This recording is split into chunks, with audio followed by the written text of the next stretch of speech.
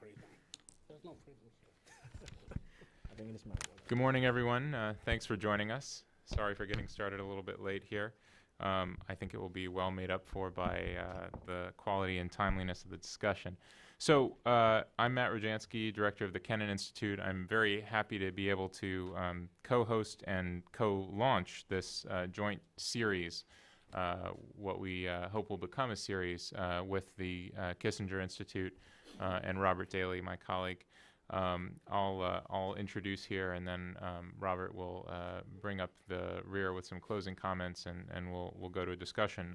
But of course, the most important part is what our two guest speakers have to say, because the idea of this series, Russia and China in their own terms, is broadly speaking to help an American audience, an audience here in Washington, which has very often approached these two major global players in every sense, diplomatic, security, economic, and other ways, in terms of what Americans want, what Americans see, what Americans hope for, what they expect, what we're disappointed by. We hear an awful lot of that these days, particularly with respect to Russia.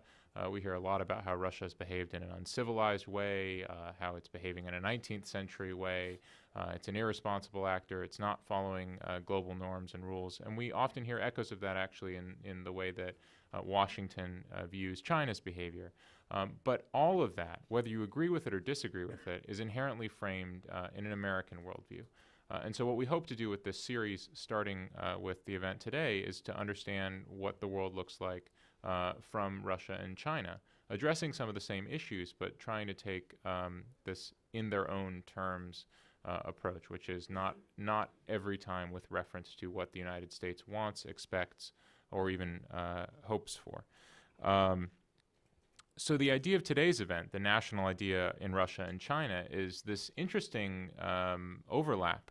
And I think it's one of many overlaps, others of which we'll explore in other events in the series, between two seemingly central animating ideas that we're seeing in both Russia and China. In Russia, it's the Rусский мир, the idea of a Russian world, which has become really central to Russia's foreign policy and even to a very great degree to its domestic policy, though I'm not going to put words in Kolya's mouth.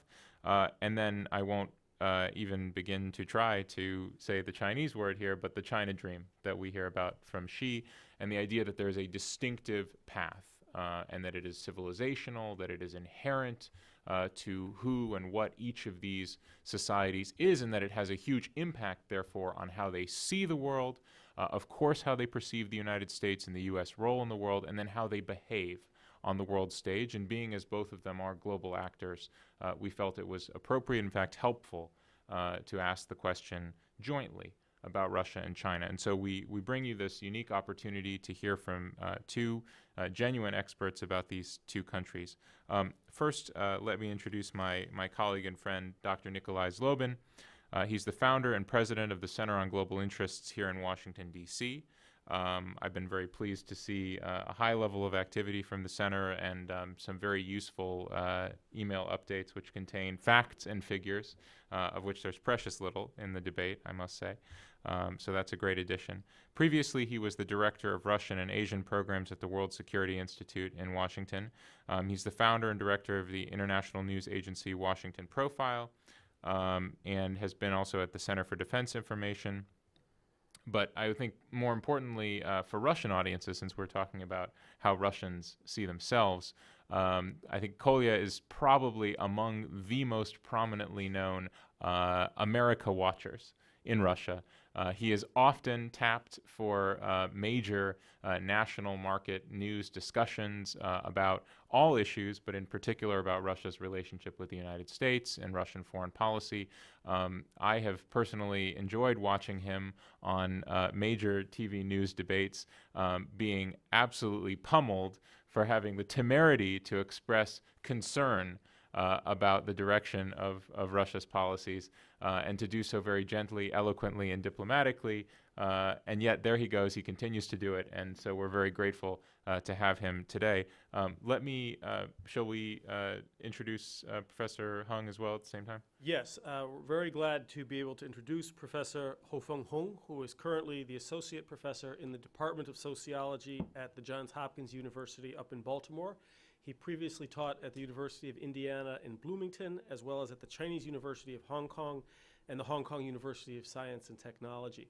His expertise is widely sought not only as a widely published academic, but also as an analyst of Chinese and East Asian affairs in regular media as well as online, most notably, I think, recently for the Asia Society's China Watch.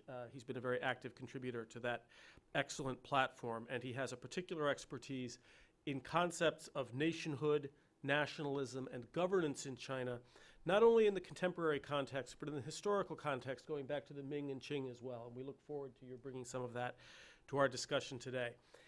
He has a book coming out in November from Columbia Press that I have not yet read, but I'm very comfortable recommending to you even now, called The China Boom: Why China Will Not Rule the World. This is the new subtitle. The previous subtitle was Origins, Global Impacts, and Demise. So we will look forward to that in November. He has previously been the author of Protests with Chinese Characteristics, Demonstrations, Riots, and Petitions in the Mid-Qing Dynasty, which won several prizes, and in 2009 of another book, China and the Transformation of Global Capitalism. He is also the author of articles too numerous to mention here, but again, a byline worth keeping an eye out for. Thank you, Professor Hung, for making the trip all the way from Baltimore to be with us today. Thank you. So I think Kolya expresses a desire to defer to Professor Hung. This is not a political statement, I am given to understand. I would make it. Thank you, Wilson Center, and thank you, Robert, for inviting me here. And very excited to talk about Chinese nationhood. Is a tricky issue that the Chinese government nowadays talk a lot about defending national interests, what is core interest of the Chinese nation, defending the sovereignty of the Chinese nation. But if you look deep into the discourse about the Chinese nationhood, you will find out that actually China, from a governmental perspective or from a scholarly perspective, that how to define the Chinese nation is still quite a mess there, that they are still struggling to define the nationhood of China after more than 100 years of modernization, after the collapse of the Qing Empire. Because China as a modern nation, that both under the KMT or under the CCP inherited the territory from the Qing Empire, which is the last dynasty of China history. But now, as you know, you might know that there is a kind of a dispute among historians whether the Qing dynasty is a Chinese dynasty or a non-Chinese dynasty, because historians find out that the Qing Empire, governed by the Manchu, they are not so synthesized minority. They are actually maintain the ethnic identity for a long time, and before they came to invade China, they had closer relation religiously and linguistically with the Mongols and with the Tibetan. And Tibetan Buddhism is a very important part of the identity and religious institutions. And after they take over the Ming Dynasty territory, that they portray themselves into kind of a Confucianist ruler to the Han Chinese, but they maintain the separate identity. And many of the Manchu institutions, like the Banner's Army and the Grand Council and the Secret Palace Memorial, all these institutions in the Qing, they has a distinct kind of a Manchu-less in it, rather than the Han Chinese things. And even the Han Chinese, as it turned out, never regard their rulers, the emperor, as a kind of a part of Han Chinese civilization. And as you know, that the Sun Yat-sen, when he organized a revolution starting in the late the 19th century, early 20th century, that the slogan was to drive out the Tatar and revive China. And then Tatar meaning Mongols and the Manchus. And Sun Yat-sen in the 1910s keep writing about 建国在长城以内, just to build a Chinese nation south of the Great Wall. So meaning that they are going to exclude the Mongols and the Manchus and to just drive them out and get back into Central Asia and the northeast of China. And actually, it's more controversial thing is that actually up until 1920s, Sun Yat-sen has been very busy seeking support from Japan in his campaign to unify China and strengthen the Chinese nation. And in exchange, that Sun Yat-sen openly, and there's all on record, to hand out Manchuria and Mongolia to Japan, saying that no, just take it and help us to fight with the warlords and things like that. And up to the 1920s, after the Soviet Union alliance with Sun Yat-sen was established, and Sun Yat-sen abandoned this line. So this national identity of China in the beginning phase of the modern China in the revolution is really quite a Han Chinese, even a racist, anti-Manchus, anti-Mongols kind of ideology, until that the Soviet Union established a alliance relationship with Sun Yat-sen, and then of course the CCP. And then the CCP, when CCP came in, the kind of a modern Chinese nation as imagined by the CCP up until very late, I can actually pinpoint the date, September 1949, that the CCP what they imagine is a kind of a copycat of the Soviet republic system. And the common program, the 共同纲领, which is the predecessor of the Chinese constitution, they have various drafts, and there's a Chinese Communist Party historian recently write in a kind of a Communist Party official magazines and tracing the different drafts of the common program, and find that up until 1949, the August 22nd draft, they still prefer to name the new upcoming communist relation as a Federal Republic of China, rather than the name now we're very much aware. And then in the common program, they promise the right to national self-determination to the minority regions and in Xinjiang and Tibet and things like that. But they suddenly change in early September 1949, and then this kind of a drastic change of mind still need to be studied and why it happened. But I suspect it has something to do with the Soviet Union and China competition on the minority region, particularly Xinjiang, because as you know that our colleagues here can talk more maybe about the Soviet system. That in the Soviet system, the republic the autonomy or right to self-determination is just nominal, that they never have real autonomy under the communist rule. But if China adopt that system in 1949, that would be different, because then some of the region, like Xinjiang, might have the choice to choose between becoming a China Federation Republic or joining the Soviet Union. In the 1940s, Xinjiang was governed by Eastern Turkestan Republic, a part of Xinjiang, that it is actually sponsored by Stalin. And then they talk a lot about the case of Outer Mongolia, that they want to be a Soviet satellite state, independent. And in the 1940s, the Stalin sent a lot of geological teams into Xinjiang and then do a lot of geological survey and find that there's a lot of uranium there. And as it turned out, in the 1950s, a lot of uranium for the nuclear program in Soviet Union actually is imported from Xinjiang, at that time already controlled by China. So China sold the uranium to Soviet Union as a kind of to help pay for the Soviet assistance, so on and so forth. So that and also Tibetan, that many early Tibetan cadres of the Chinese Communist Party originate as thankful to the work of Melvin Goldstein, who helped write the memoir of Fun Wang, which is very important Chinese Communist Tibetan cadre. And then in the 30s, there are a lot of Chinese Communist Tibetan cadres. They have a Tibetan Communist Party, and then they want to have independent and socialist Tibet and become part of the Soviet Republic system.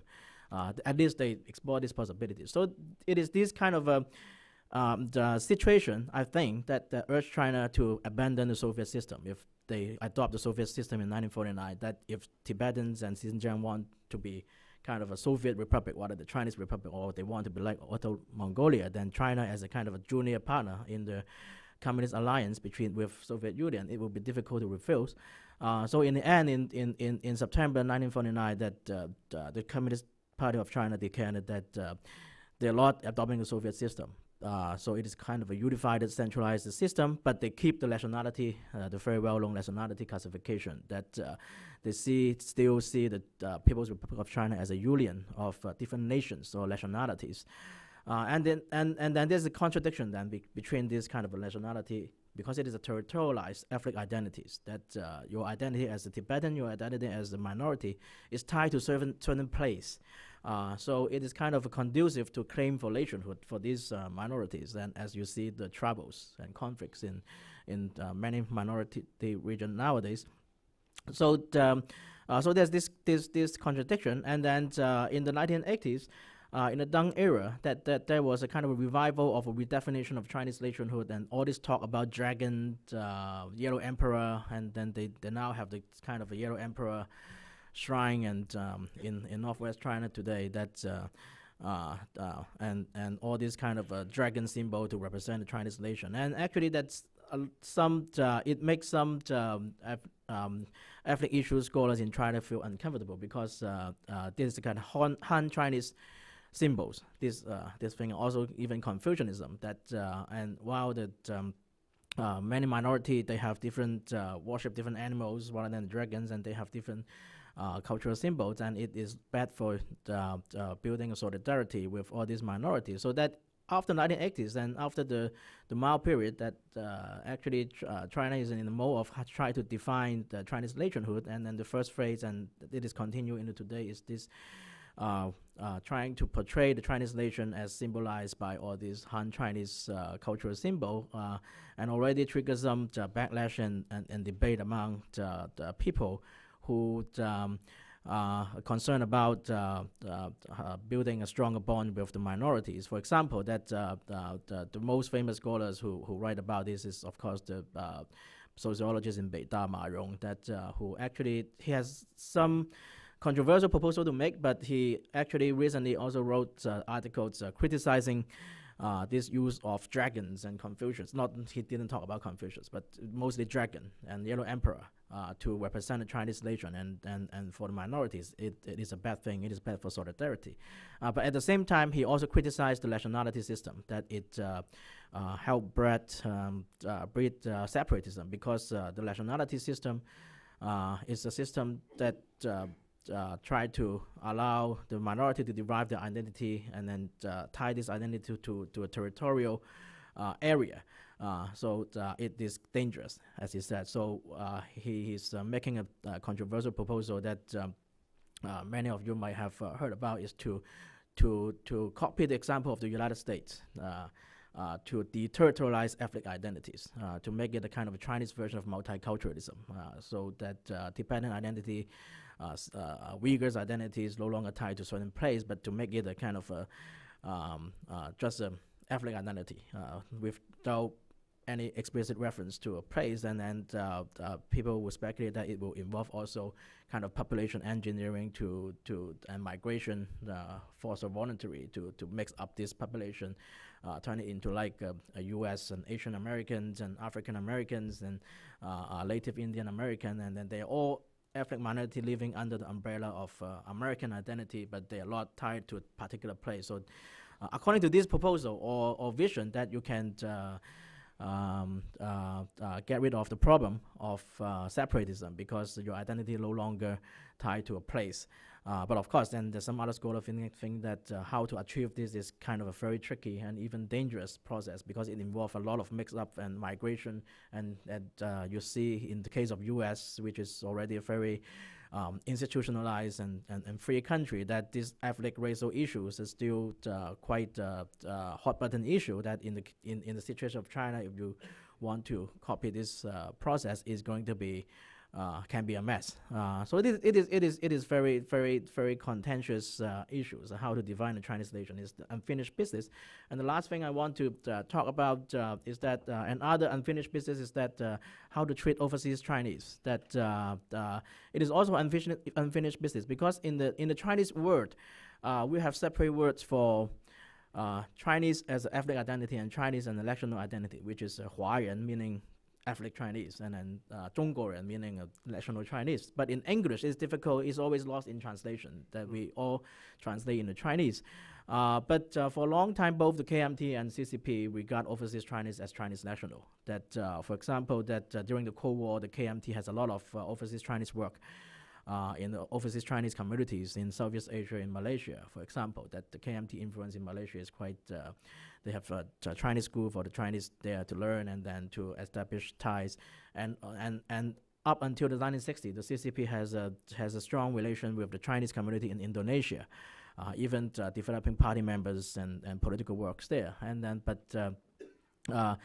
so that at some point that they regard these overseas Chinese as also the lateral part of the Chinese nationals or even citizens, and when they go back, they can have a Chinese citizenship. As after the Suharto regime took power, there are a lot of ethnic Chinese who is sympathetic to the Chinese Communist Party, then went back to China and became a Chinese citizen, and then persecuted during the Cultural Revolution. So this is also unfinished business, because now you look at China relation with Southeast Asia and with Singapore, and for example, that after Lee Kuan Yew passed away, that the Lee Kuan Yew ancestor village claimed to be the ancestor village in China, trying to build something to commemorate Lee Kuan Yew, while the people in Singapore are saying that Lee Kuan Yew has been cut off the tie with China over generations, and Lee Kuan Yew has been in family has been in Southeast Asia, so that the claiming his ancestry in mainland China is kind of a dubious thing to do. So what is the Chinese relation with all these overseas Chinese? Whether it is part of the United Front works or and how these overseas Chinese navigate their identity between the host countries or their home country, actually, that if it is Malaysia, Indonesia, they have been there for generations through intermarriage, mixed race marriage, for example. And how they negotiate their relation with China. It is all open-end questions. That my conclusion is that the Chinese nation or Chinese nationhood is not as complete as it sounds. It is still a kind of unfinished business to how to define Chinese nationhood. Thank you. Okay, it's done. Right. Thank you.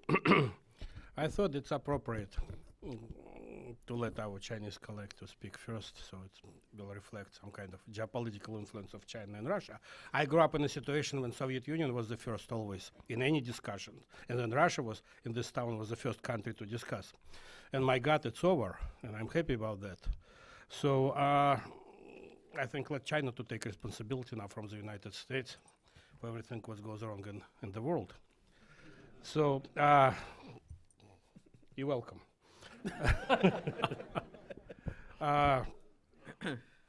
You know, I really like this idea. I congratulate you on this idea, guys, to talk about national identities and to see how countries see themselves. And I have to confess, I was born Russian. I am Russian. I grew up Russian in Moscow, and Moscow State University is my home school.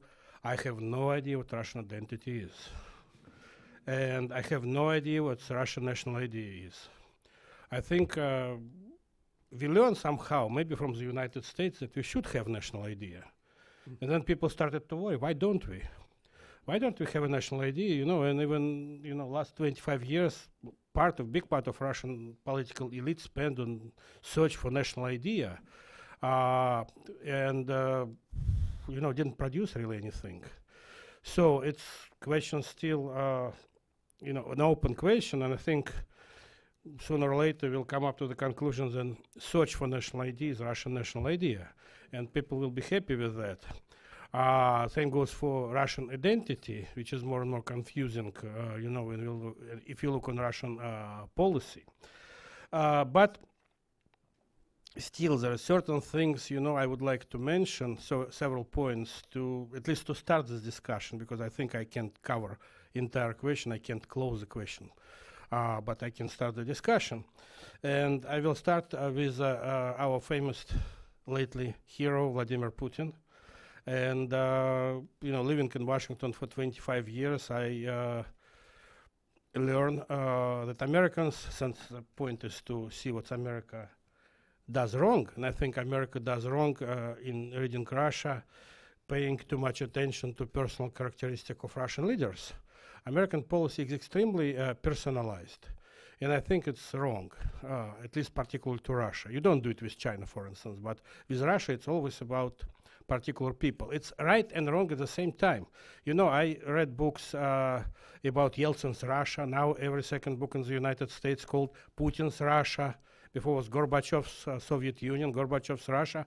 And I always was kind of tricked by that concept, because In my mind, it's not Putin's Russia. It's very much Russian Putin there in Kremlin.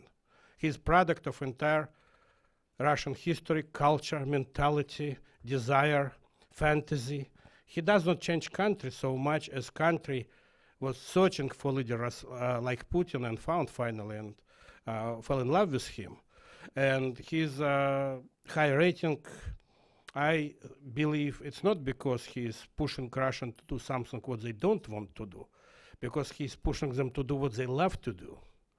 He's a authentic Russian leader and very, unlike many people in Washington think about this, very typical for Russia. If you look on Russian history, you probably would not find more typical leader for Russia than Putin. No, Russia has and particularly now, it's a demand for a person like for politician like Putin. Doesn't matter what kind of last name he has, but Russia, we have to accept it, and I accepted it. Not very easy for me was to accept it. Russia is a country where leader play a role of dominant role.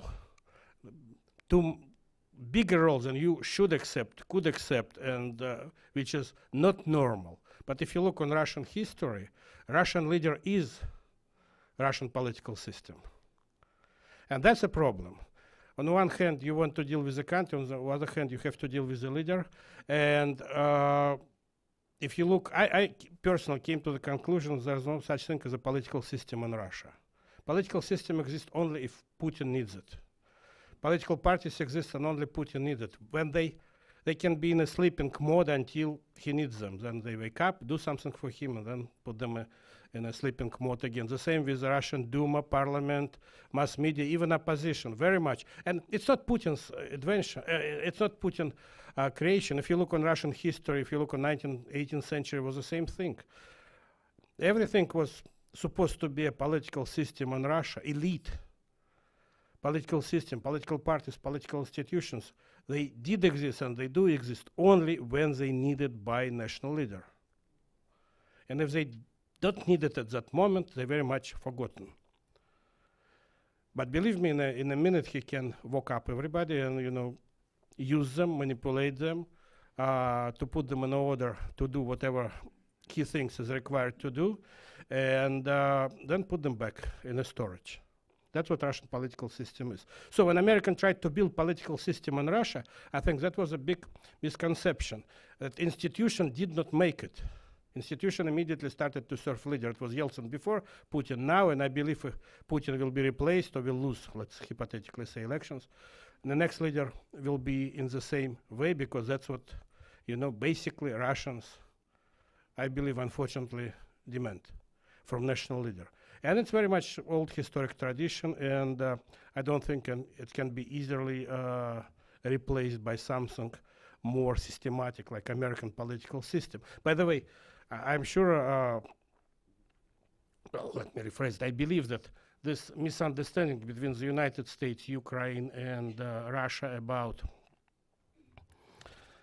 what to do, the conflict is very much From your TV appearance. it's because we believe in different structure of how things should be done. You guys, Americans, very much people of the system. You want to create a system. That's what you did in Russia in 1990s. That's what you tried to do, to make Yeltsin to do, create a political system, rule of law, and everything. So personalities doesn't matter. Russia is a very different way. Personalities matter too much. System does not matter at all. Russians don't believe in system. And it's every Russian, famous Russian word, if there's any Russians, avos. So somehow it will work. One way or another it will work. We don't need a system. System actually is an obstacle for things to be done in Russia. And Ukraine, I'm part Ukrainian, and you know Ukraine very well. And I suspect you're Ukrainian too. It's a country which reject both the systems, reject American system, and reject Russian leadership system. It's a flat country. It always was a flat country when the local leaders play extremely important role. networking on the grassroots level. Ukraine is a unique European country. They never had national leaders, global national leaders. You know, and if you look in Ukrainian history, they always rejected the idea to have a leader. So when Russia and Ukraine saying to each other, you know, we're friends or not, we may be friends by blood, but we're not friends by political mentality. We're not related even by political mentality. We're not related with the United States by political mentality. We're not related to Ukraine either. Russia is a leadership country. And if leader is good, Gorbachev was, okay, little more democratic than Putin. Everything is going good. If leader is more authoritarian, country goes back to totalitarian mode. And, you know, if you replace Putin now, I'm sure somebody much more stronger, more aggressive, more nationalistic than Putin will come in his place, and it will be the same story again.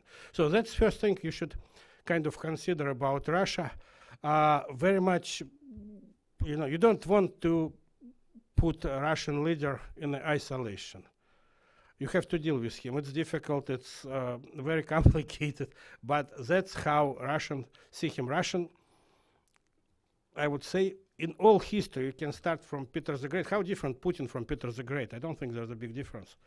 Or Ivan the Terrible, or Alexander the First.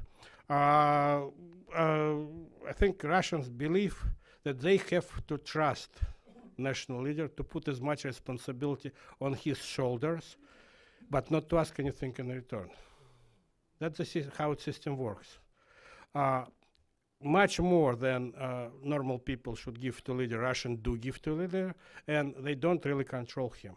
There's no, in history of Russian national history, there's no serious attempt to control national leader.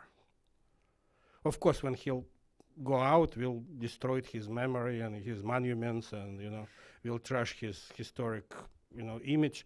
But then we'll build a new monument for new leader, and this is how it goes. And Putin knows it. That's why he's paying so much attention to probably to high school textbooks on history, because he understands that he could be in a Gorbachev's place or whatever next time. So this is one thing I would really pay attention when you deal with Russia. And for Russians, again, if there's any Russians here, you can, you know, argue with me. National leader is a Santa Claus. He's supposed to come and bring our happiness and give us goods. You know, this is why every Putin's press conference is a question, give me this, and Putin give you this. You know, give me this house. Can you repair this thing? Can you raise my salary? Can you, you know, can you make my husband to buy a dog? Remember last one?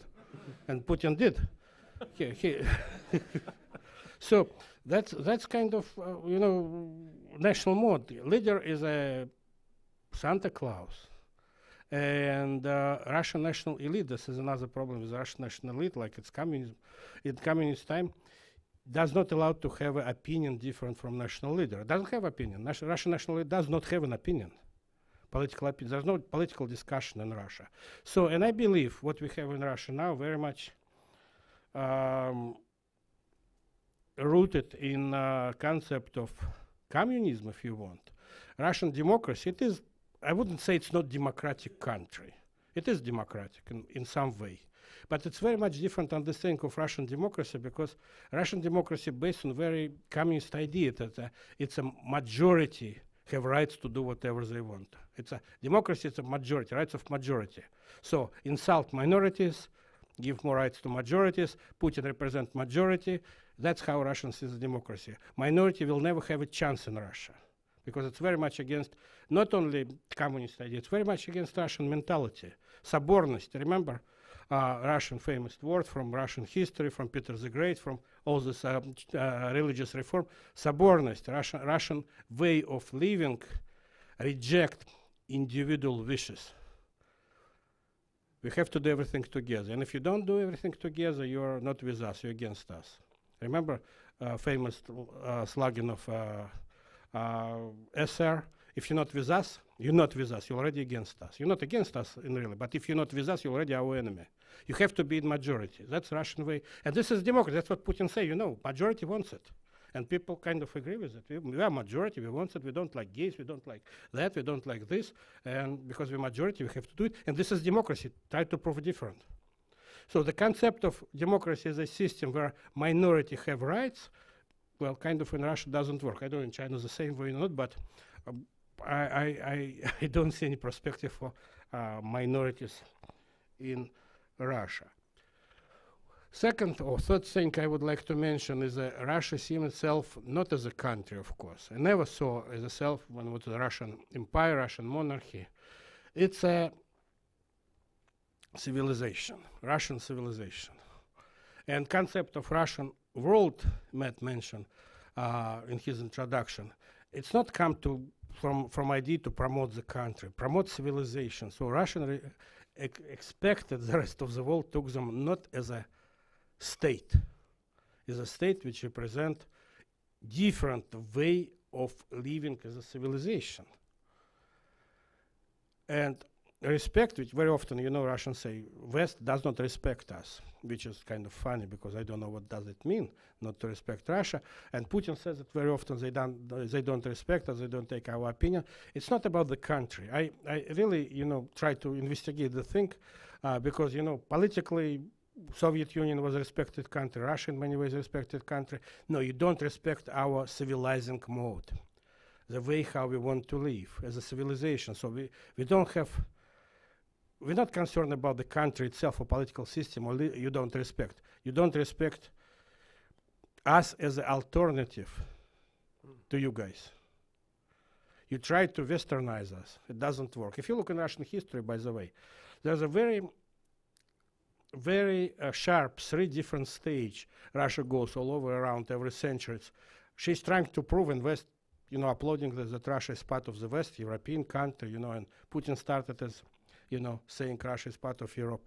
Then another concept always comes, sometimes for a long time, sometimes for sure, that Russia is a bridge between different civilizations, and that's a Russian way to be a bridge. I don't know how good is that, because who wants to live in a bridge? But that's very popular Russian concept, that bridge is a good thing, you know, we can unite people, and what's happened to us doesn't matter, because we're uniting, you know, West and East, and so on. Everybody, you know, kind of things. That's important role, which I don't think. It's uncomfortable role, you know. If they need a bridge, why do you want to be a bridge? And particularly in global age. And the third, always, it's a Russian special way. It's a Russian civilization. And if you look on Russian history, I would say between 30 and 40 years, the modes are changed. From like 16th century. This Russian jumps between these 2 stages, you can predict it. Sometimes it's a little bit shorter, it's a little bit longer, but when I'm saying that Russian national game will be a search for national identity, that's how it is. Russia always searching keep balance. Russia is, you know, guys, Russia very well, I suspect. Russia is, how I put it, very dramatic country. You know, Russians love drama, political drama, personal drama. We take everything too deep, and that's why we believe Americans too shallow. You take everything easy, we take everything with a most dramatic attitude. So, and if we part of the West, we like, you know, you must love us because we said we're part of the West. If we part of the East, and we now with China, you know, kind of trying to build a union, Chinese must love us, otherwise we'll hate it. We will bridge, you must prove that you need us as a bridge, otherwise we'll be insulted. So, and that's, you know, kind of, I don't know, maybe Russia is always, and that I came to this conclusion, you know, for myself, Russia is always searching for balance. All Russian history is search for balance. It's not part of the Western civilization. It's not part of the Asia, of course. It's not part of anything. It's really, in many ways, unique country. It's a world champion by number of neighbors it has. There's no other country has so many neighbors. And by the way, neighbors are extremely different. Find another place in the world when you know, surrounded by Chinese, Muslim, you know, Europeans, South Europeans, North Europeans. They hate each other and they all hate Russia, and Russia in the middle. So very often I feel sorry for Russian foreign minister because they have to make everybody happy, but there's no way. So in many ways, Russia is really in a unique situation, and I understand that this is a search for balance every time. You go a little bit further towards the West, you know, East is unhappy, then you're trying to build Eastern kind of attitude, and then West is unhappy, Western part of Russia is unhappy. Brings this feeling an instability. All Russian history is a search for stability in a place where everything is unstable. Eurasia is the most unstable place in the world, I believe, because it doesn't belong to anything. It's like thing itself.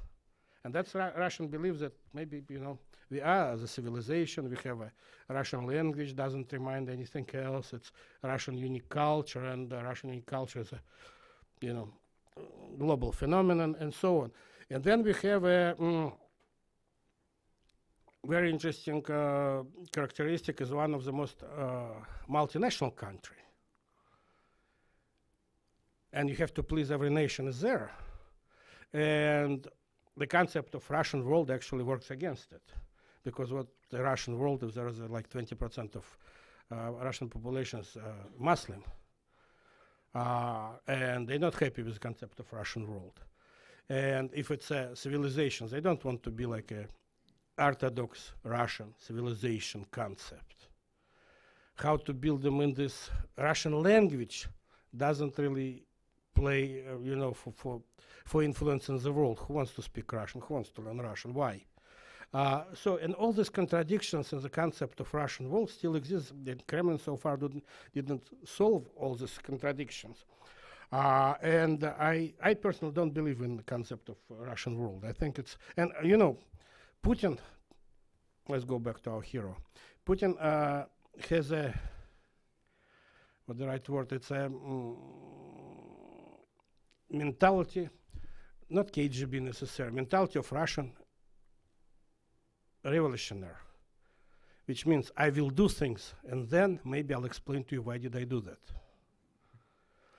So he doesn't believe that concept, he does not, I had several conversations with him on that, he does not believe that concept of soft power. He doesn't understand the concept of soft power.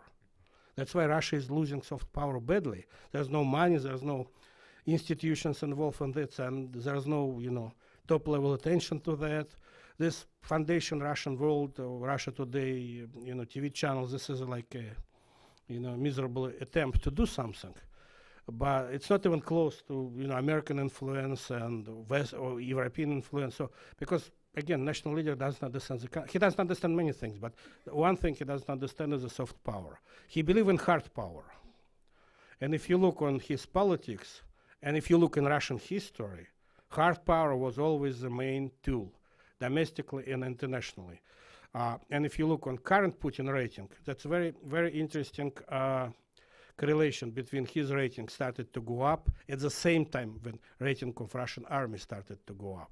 When he started to pay attention to invest in army, his rating started to, started to go up. Believe me, if he'll invest his political influence, his political reputation and money in, let's say, social structure of Russia, his rating will be much lower. But army, defense, tanks, missiles, and his rating started to go up. Because this is another thing very much in Russian mentality. We have to be strong. We can lose by living standards to everybody, but we have to have strong, better, the strongest, the best army in the world. And if you look in Russian history again, that's a story through centuries. We can have a lot of troubles inside the country, but our military should be the best because we have too much territory. And that's another Russian obsession. Russian territory is the biggest in the world, and Russian population is quite small. And Russia is still obsessed with territory. Crimea, the last example. And if Putin will have another chance to add another piece of territory to Russia, he would do that. If you look on Russian textbooks, you will see that only leader who increase Russian territory stay in history textbooks. Positive. As a positive, Gorbachev will be there like a probably the worst guy in Russian history in textbooks, despite of his political, view and democracy and so on. He lost territory. So territory is important. This is a sacred thing for Russia. Russian territory, when not enough population, and if there's not enough population, how to defend territory? Strong army. Strong army, missiles, so we have to cover our territory, and too many neighbors and so on. It's a dangerous place. Eurasia is unstable. So it comes. How to rule this? We need a one leader we trust, and don't even question him. And another thing I would mention, since I have like a minute probably, which is important also to understand, and it's hard to explain. I believe Russia will never be a country with the rule of law. Russians don't believe on a genetic level in law, I think. I don't. What we do believe in justice. Justice, the concept of justice, that's very big part of Russian mentality, history, search for justice. You look in Russian folklore, you look in Russian philosophy, which does not exist really. But look at Russian literature, by the way. Literature in Russia, 19th century literature, basically killed Russian philosophy, but replaced it. You know, people were looking for important answers in Tolstoy, Dostoevsky, Chekhov, but not in philosophers. So, law is unjust because it's, you know, come from lawyers, and it's like it's make us do something. Justice is a very important part of Russian mentality. So it can be tricky how Russia. It's an entire new topic how Russia defines justice, but as soon as national leaders saying this is a justified action, people don't ask questions about legalities.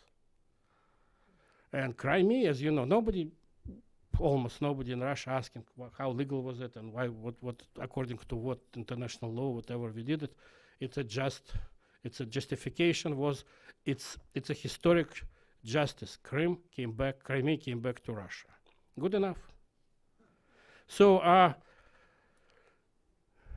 that's why I can go on and on, you know, talking about these contradictions in Russian mentality, which are very deep and very important.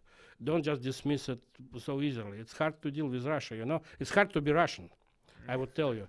But it's much more harder to develop adequate policy toward Russia, because it's really a country always searching for balance, and it's famous for being unpredictable. And I think one predictable thing about Russia that's unpredictable.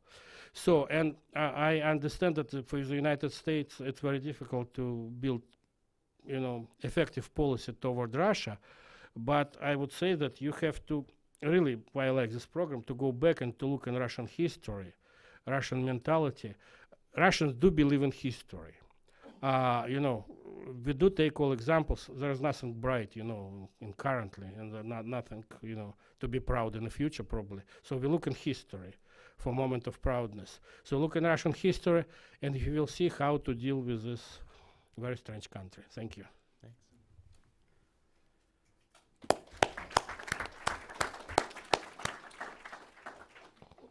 Thanks to both of you. Your comments, as I was listening, always from a Chinese point of view, knowing relatively little about Russia, constant echoes with certain Chinese historical experiences, aspects of Chinese culture. I think that bears out the importance of having a series. So we're taking cover like now, this.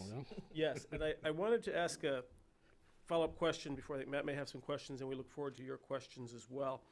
I was struck when I first got to China in the late 80s as a diplomat that, you know, Chinese speak of all nations as guo. They're all countries. America's Meiguo, China is Zhongguo.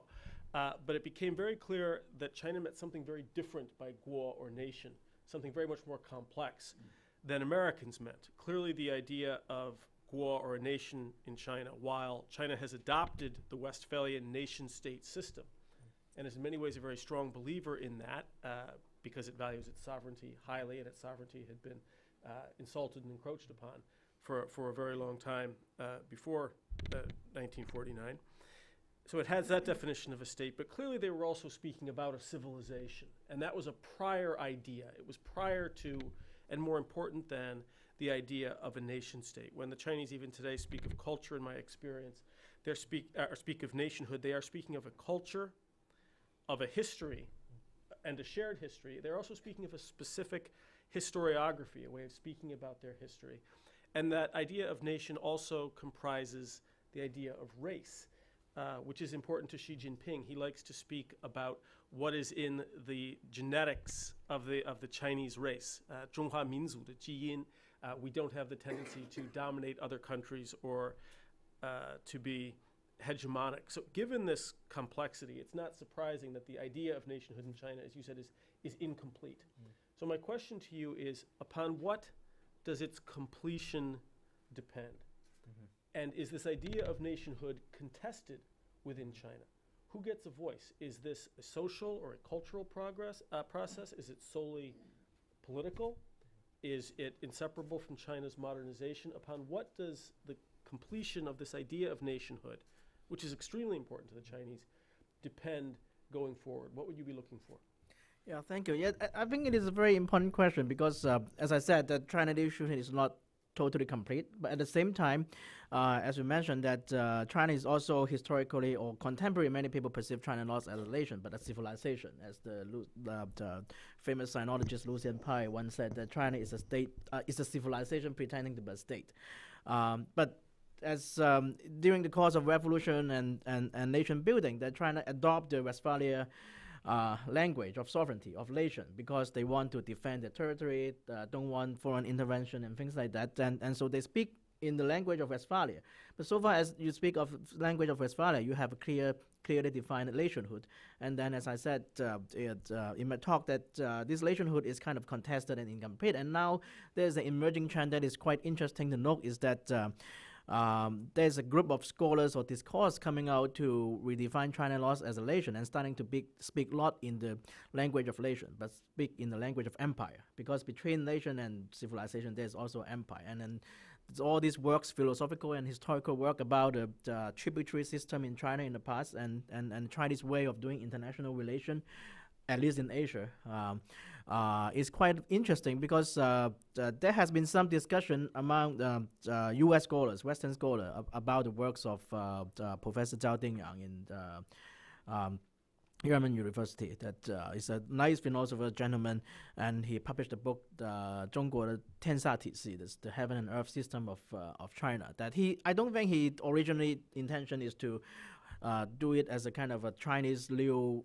doctrine of IR, but many people read it this way, and officials in China are happy to read it this way. That is, he's saying that the Westphalia system is broken and every nation is so self-centered. And then in the ancient Chinese philosophy, we have a better tradition. That is the heaven and earth, that no boundary, and everything is raiding out in a concentric circle of civilization. But of course, he didn't say who is at the center of the concentric circle, and many people read it this way, that it is a theory of Chinese imperialism. China is at the center. But in the conference, actually, I spoke with him, and he's saying that no, I just think that we need to have a center in civilization. It can be the U.S., it can be the Europe, and everybody who has the moral superiority can be at the center. So it's not necessarily China. So it's not Chinese imperialism. But as it transmits to the policy circle and in the public intellectual circle, it really interesting that many people use it as a kind of a way of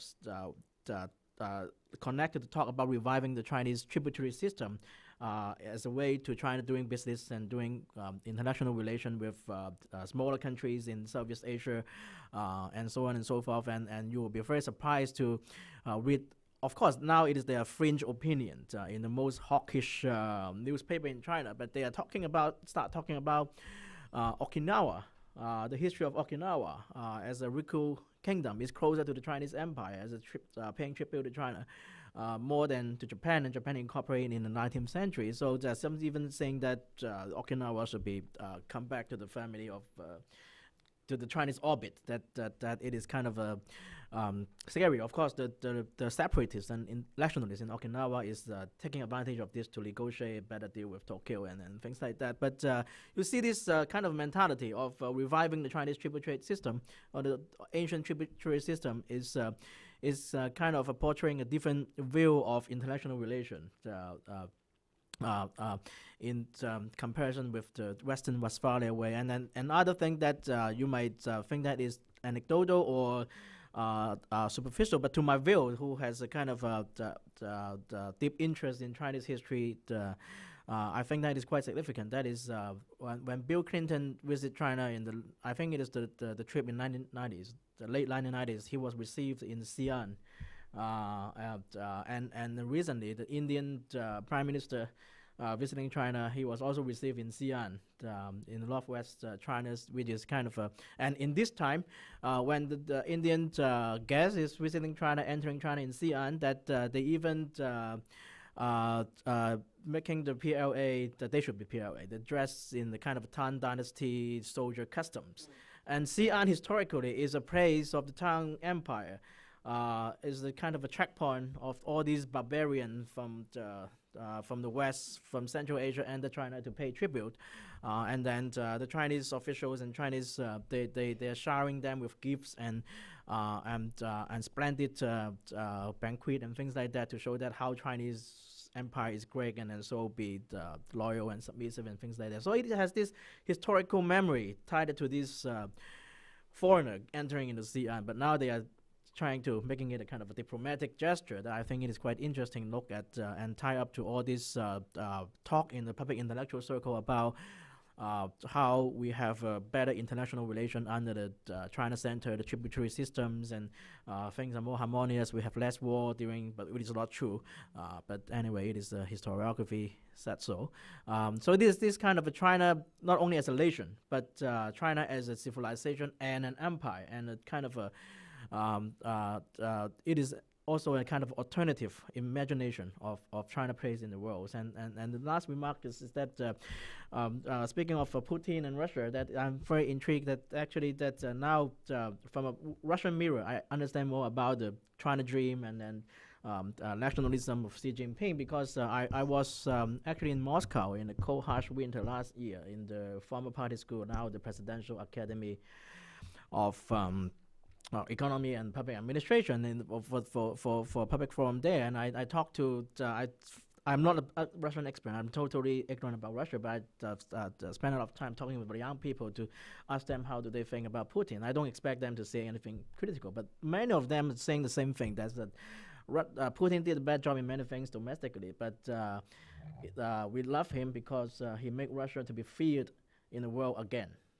So I think it is quite a commonality, and it is what Xi Jinping is trying to learn. That in the 80s, in under Deng Xiaoping, that the Chinese nationhood or Chinese nationalism or national pride is based on economic progress. Now, when the economy is slowing down and the miracle seems to be hitting some bottleneck, and Xi Jinping is trying to make China to be feared. And I think it appealed to many people, particularly some young people, that it is kind of an interesting development that we need to pay attention to, I think. Thank you. Well, let me jump on this notion of civilization, because I'm obsessed with this, right? This word, this is what started the whole thing. Robert and I sat down and we talked about this curious overlap in quotes that we were hearing from the White House and the State Department about how China was being kind of uncivilized, whether it was spoken or unspoken. That word was out there in its behavior in the South China Sea, and Russia was doing the same in the Black Sea. And that's what sort of got us thinking. But then you both brought up civilization, the same English word at least, in a completely different context, right? Which is, it is the thing that is great about Russia and about China, respectively, that they are civilizations. They are not just sort of one small ethnic group or tribe or clan or nation. So I guess the question that I want to ask Kolya now is, defining Russian civilization, or Chinese, but Russian in this case, as something distinct, as an alternative to the West that should be co-equal or equally respected, suggests that it is not universal, that there are limits to it. So I guess I would ask the question in this way. What are the limits, the natural boundaries of Russian civilization, whether territorial or some other way? And what's on the other side of those boundaries? Is it Russian civilization and the West? Is it Russian civilization, the West, and China? Is there a fourth one in there? How do Russians see that globally? Well, it's a hard question. I can just speculate. I think it's a good... You have 12 seconds. Okay. I would say first, Russia does not see China as a civilization, to tell you the truth, not to be insulting, but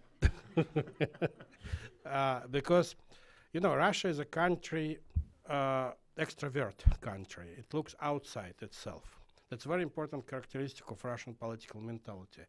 What's going on in the world, what's happened in Syria, in the United States, in China, very well. This is a main concern of Russian rural population somewhere deep in Russia for some reason. They don't care what's going on in their own village. So we see China, until now at least, and the United States political mentality as a country's introverts. Look inside. For Americans, more important what's going on in his little neighborhood rather than what's going on globally. Russia doesn't care about Russians, doesn't care about neighborhoods, it goes out. So that's first, I would say, very important distinguish, and this is a no limit for Russian interest. If Russians interested in that, that's where Russian civilization could go, should go, and at least there are some concerns. Second, lately I notice more and more deeper, serious conversations about how Europe losing its civilizational role. Traditional Europe is gone. It's more and more taken by Arabs, by Muslims, by gastarbeiters, by whoever goes there. Europe is not Europe anymore. That's very pure, straight Putin's line. Several times he said about this. And Russia is real Europe now. Russia is a classical 19th century European country. So Russian system of beliefs, Russian values, Russian attitude toward things, family, foreigners, whatever, language, culture, is what Europe used to be in a golden age of European civilization. So Russia is now taking role of being Europe. And that's another development, talking about, even one of the leading figure in a current, in Russian, what's the right word for that? Eurasian thinking, Alexander Dugin, said that Russian national idea is actually to take over Europe. That's a Russian national idea, to make Europe Russia. And Putin is a good tool, because many people in Russia loves Putin. They hate Russia, but loves Putin. Look on polls. So many people wants to have Putin as a president or prime minister in their country. Nobody wants to live in country he built. But everybody wants him to move somewhere. I think some Russians would, applaud this idea. So I think, I don't think there's a limit for as Russia sees it, as its civilizational effort. And the Russian world, in many ways, it's probably kind of a concept to try to find these borders. And so far, I don't see they do exist. I think, when you don't have, this is a typical Russian leadership problem. When you don't have anybody to trust to give a country any successor, you have to think about yourself as something came from the gut. Like Putin used to say, and he actually once said it to me, I became president like this. And I'm not a politician, he said. I'm not a politician whatsoever. I was giving to this country once. And I make my decision, not because I think it's politically correct or great decision, because I make decision because I know what's good for the country. He doesn't need anything else. He just has to believe that that's what's good for the country. So, and like Ramzan Kadyrov said once, Putin was given to Russia by Allah. So that's, you start to believe in this, when you have nobody to, to talk, there's no opposition, there's no civilized media. So this concept of empire coexists with the concept of this Russian leadership as a missionary figure who has to spread his vision and trying to, to find audience, support for his vision everywhere. And if you look on Putin's any campaign, what he does in the world, he basically promotes himself, not even the country. He's a genius of personal PR, self-PR. And I think this is another thing which breaking, he doesn't see himself as a representative of Russia. He's a representative of all good in the world. At least that's what he was saying before Crimea. Now it's kind of a little more difficult to say this, use this argument, but still, he is something which goes way beyond Russian borders. And I think that's a problem we have to deal with. Okay. Let's take some audience questions. We've got microphones on both sides of the room. Yeah. Why don't we start maybe right up front? Should we do 2 or 3? Yeah, in the interest of time, let's keep very quick questions if you could. Put the interrogative part of your statement right up front. And if we take maybe 2 or 3 in a batch, and then we'll go for quick questions, quick answers, because it looks like there are a lot of hands. All right. Thank you, Chen Weihua, China Daily. Yeah, it's interesting to talk about Chinese and Russian identity. I mean, maybe I disagree to some extent, but we didn't talk about U.S. identity. But my question would be, related to China, Russia, and the U.S. As Matthew mentioned, I think I enjoyed you and Robert article lately. I mean, so how do you think this sort of identity of China, U.S., Russia sort of impact on their today's sort of communication relations with each other? Obviously, we see.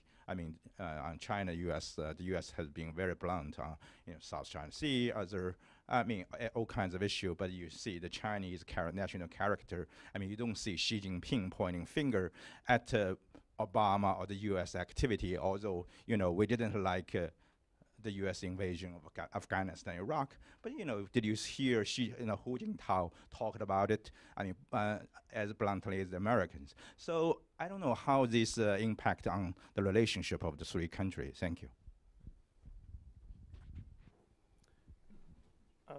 Sure, we take 2 together. Thank you. Mark Katz from George Mason University. 2 very fine presentations. As long as we have you both here, I'm wondering if you could tell a little bit about how Russia and China view each other. Do they like each other? Do they dislike each other? Do they admire each other? What do they want from each other? Or do they have a certain degree of contempt for each other? Thank you.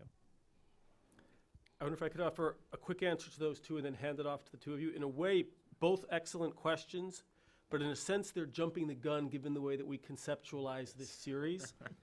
You'll We're have to asking a come very to the next important event. question, but we are bending over backwards not to talk about America. Of course we want to talk about our own national identity, but we want to start someplace else. So this is a series over the course of a year. We will have entire sessions on that. And we're also trying to be a little bit careful not to jump to the question right away of, is Russia-China really a dyad and an alternative pole for rules and policy making, as it sometimes pretends to be? So yes, all of this begs these questions. This is like a university class, right? You have to But wait for the midterm to come to you. But maybe if I could Pretend you don't know anything.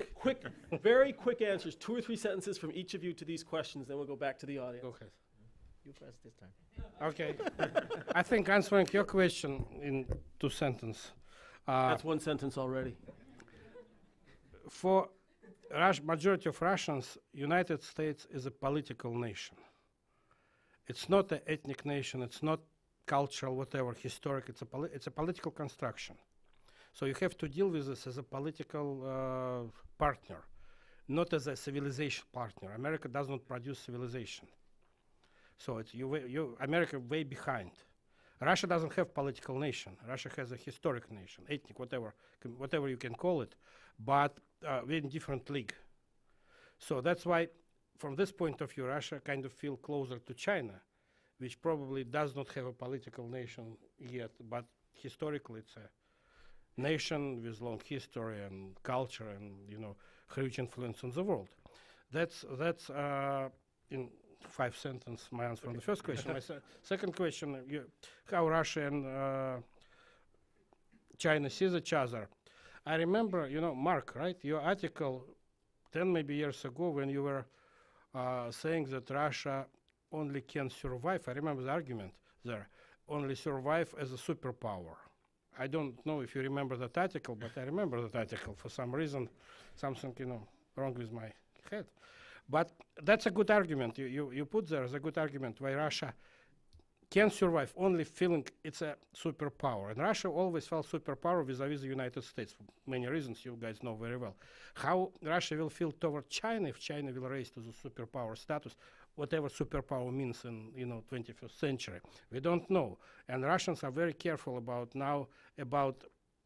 watching China influence, or raising China influence in the world, because Russia economy, Russian population, much smaller than China, and Russia doesn't want to.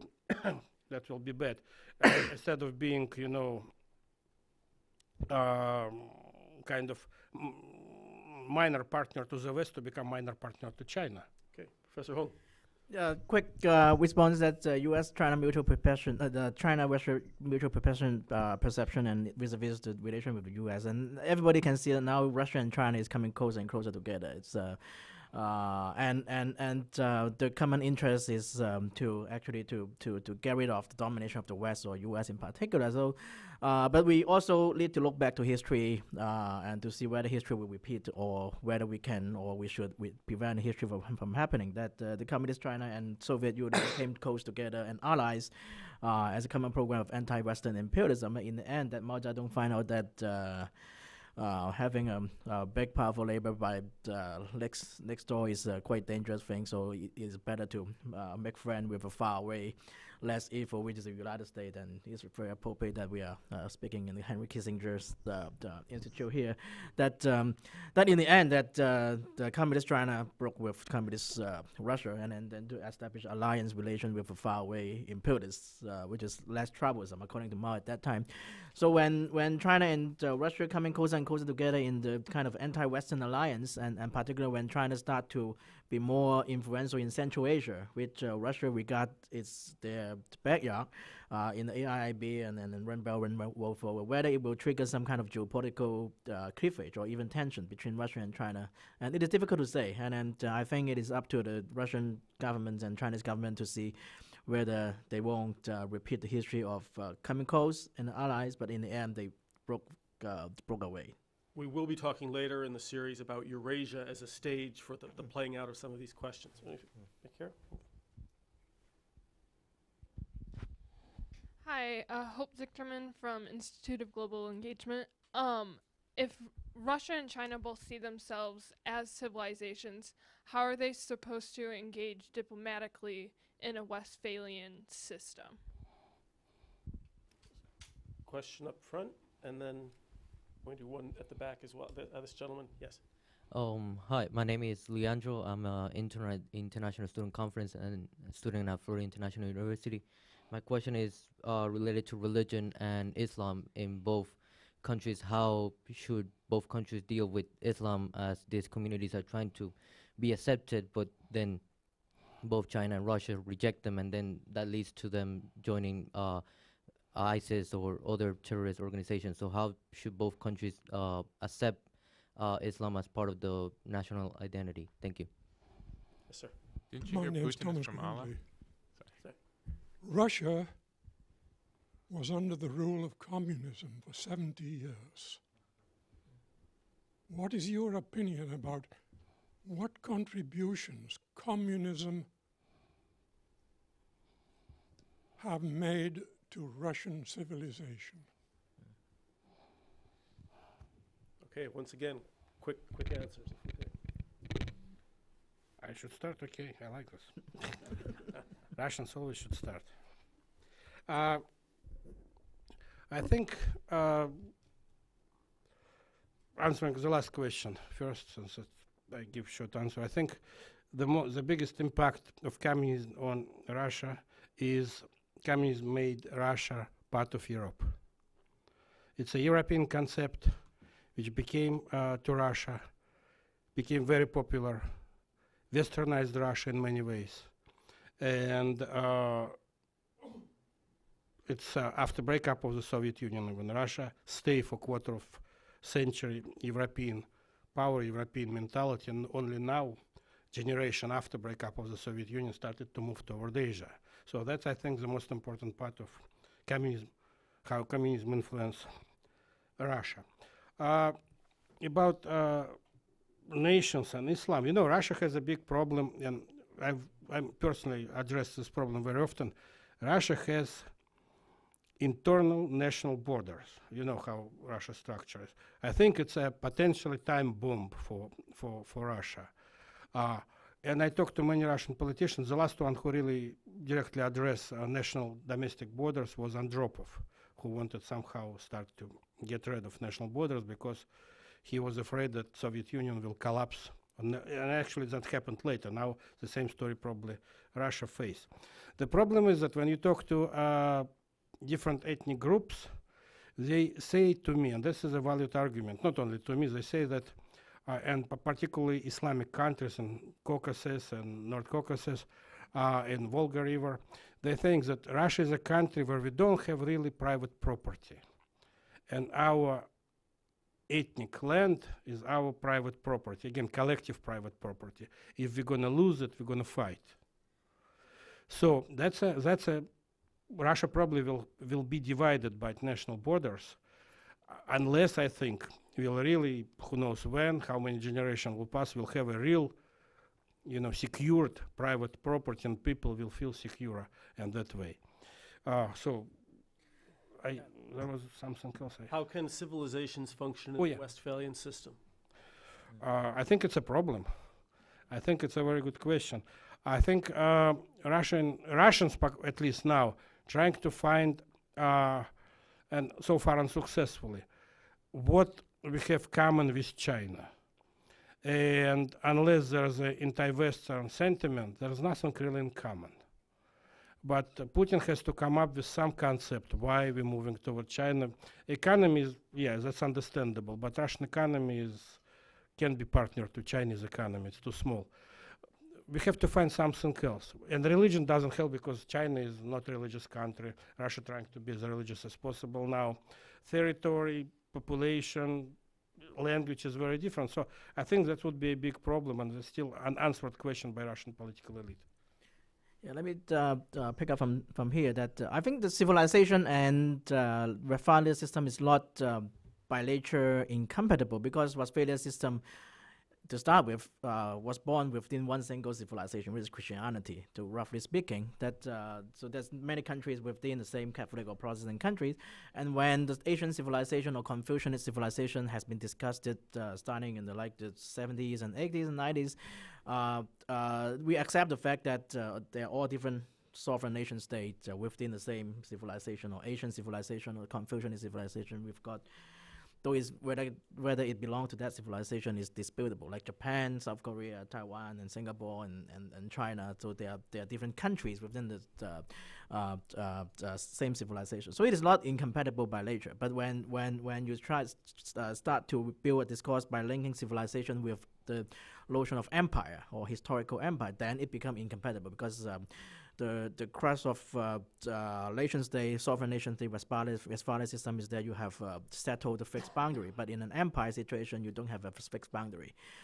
You keep expense until you run out of means to invade more or to incorporate more regions. So it is the issue that Westphalia system or kind of notion of empire.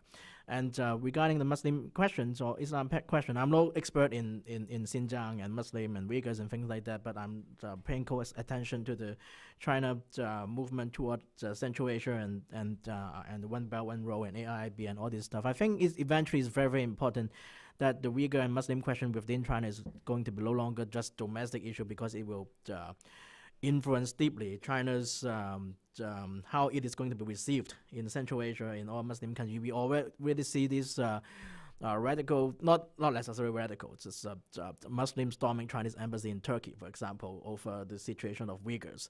And it already become a kind of a issue that China, I think, is not yet kind of commonly perceived in the Muslim community as an anti-Islamic nation, but as the Soviet Union involvement in Afghanistan make the radical open a window for radical Islam to portray the Soviet Union as an anti-Islam nation, and the U.S. troops in Saudi Arabia during the first Gulf War opened the window for radical Islam to portray U.S. as the anti-Islam nation. If trying to handle the Uyghurs and Muslim question domestically in kind of a bad and contentious way, then it is easy for radical Islam to exploit this opportunity to portray China as a kind of anti-Islam nation. And if this perception takes shapes, then it is going to be big trouble, particularly when China is going into Central Asia right now. And then you look at the ISIS, the map of the caliphate, it includes Xinjiang actually, but it is out of question because it's so far away that they're busy in the Middle East and can't go there. But when China coming their way, and then if this perception continues to develop, it will be an international relation big trouble for China. I think we have time for one more lightning round. There was a question, I think, right? And then one at the back, and then down front. So we have three quick questions. My name is Valeria Bondreva. I'm with the International Institute for Strategic Studies. My question is to Mr. Zlobin. In light of Ukrainian crisis and Crimean incorporation into the Russian Federation, there has been a huge rise of nationalism in Russia. So how healthy that nationalism you think is for Russia, and do you think it might be dangerous for Mr. Putin? And at the back, and then. Thank you so much for a great presentation. I have a question to Professor Zlobin. I really liked your presentation, but my question is, what you're saying reminds me of what my friend Dean Konstantaros said about 19th century Greece. He wrote his dissertation on intellectual roots of Greek revolution in the 1820s, 1830s. He called it self-orientalization. I think what you're saying by deliberately attributing Russia some very negative features reminds me what Edward Said was writing about Orient. What you claim is Russia is not Europe. Russia lacks all positive features. When Putin will be gone, there will be another leader, much more negative, much worse than Putin. Russia belongs to some other civilization, not West. Russia is not United States. Russia is not Ukraine. Russian genetic level do not know what law is. Russia has some ideas of justice, but this is some kind of different justice. Lightning round, if you could come. Oh to yes, point to thank the you so question. much. Thank But I really like your presentation. And how would you respond to this comment? Thank you so much. I believe it's self-orientalization. Thank you so much. Thank you. One last question. Yes. Real quick, in terms of Russian identity, Russia's such a big country. Would you say the Russian Far East has created an identity different than Russia, say, west of the Ural Mountains? Okay. First question about nationalism. Yes, it's a very big problem.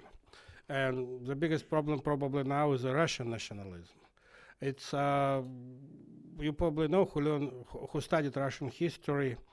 You know, in Russian Empire, Russians were minority. And basically, by the way, the Soviet Union the same way. Basically, now Russians has the first time national state. They don't know how to handle it. It's a big problem. Russia for Russians, very popular slogan now in Russia.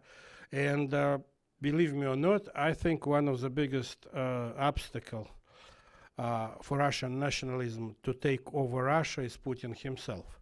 Not only Putin, but people with his attitude toward nationalism. He is not nationalist. And you can say whatever you want about Putin, but one thing he's really missing is this national attitude. He has no special feeling about Jews, about Russians. Maybe he has some sympathy toward people from Caucasus. That's noticeable. But I think they do understand the danger of Russian nationalism. And talking to people in Moscow, on high positions in Moscow, they're really afraid of combination of Russian nationalism, Russian national state, and Orthodox Church. And that's what they're trying to prevent. After 1990s, when Church had like full freedom to do whatever it wants to do, Putin now trying to put Church under the state control like it used to be during the Soviet Union. Because of this particularly understanding that if Russian nationalism will be joined by Russian Orthodox Church, that will be really bad for Russia, and Russia will bring on civil war. So that's what I would say. But it's a big problem, yes, and we don't know we'll be able to handle it. But at least all this young nationalistic youth nationalistic movement, which were exist 5-7 years ago, now kind of peacefully dissolved. We'll see how it will go. But Eastern Ukraine really is a problem for Russia now, because if you know the ratings, Putin now, I saw latest rating today is 87% support Putin in Russia, and the rest 13% don't support him because they think he is not nationalistic enough. So let's be clear, there's no probably 0.5% is opposition who don't like Putin at all, but the rest would like to have stronger Putin there.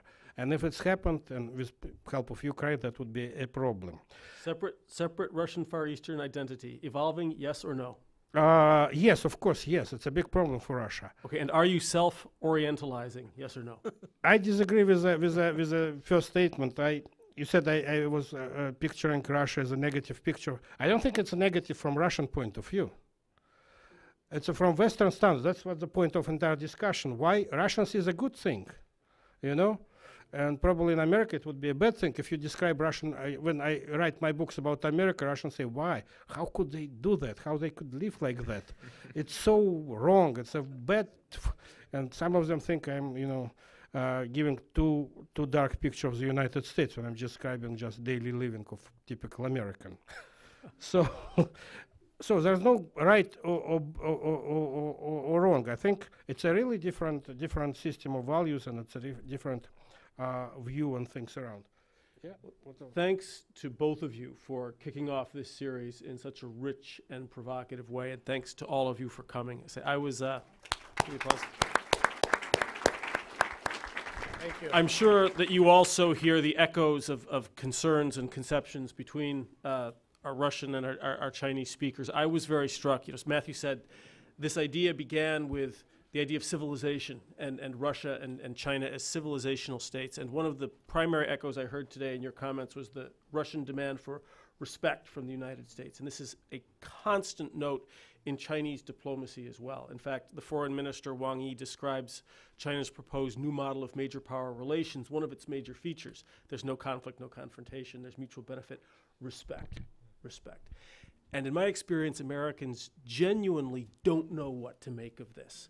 They don't understand what this is asking for. It has overtones of sort of mafioso respect. For Americans, it sounds as though we're being asked to accept Russian or Chinese self-descriptions at face value in their entirety and uncritically, but that doesn't quite seem right either. And perhaps over the course of this series, if we can get closer to understanding that, it would be the hallmark of a successful discussion, and it might also help us to deal in our diplomacy with both countries somewhat more effectively. And so that was one of many major takeaways for me. I hope that you had many as well, and that you will join us for future discussions. Thank you. Sorry, it's freezing.